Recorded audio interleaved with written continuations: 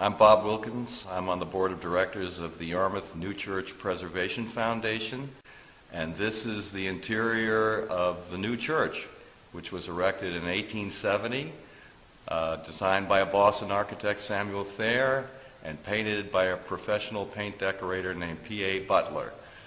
This is one of the most remarkable interior spaces that exists on Cape Cod and, in fact, throughout New England.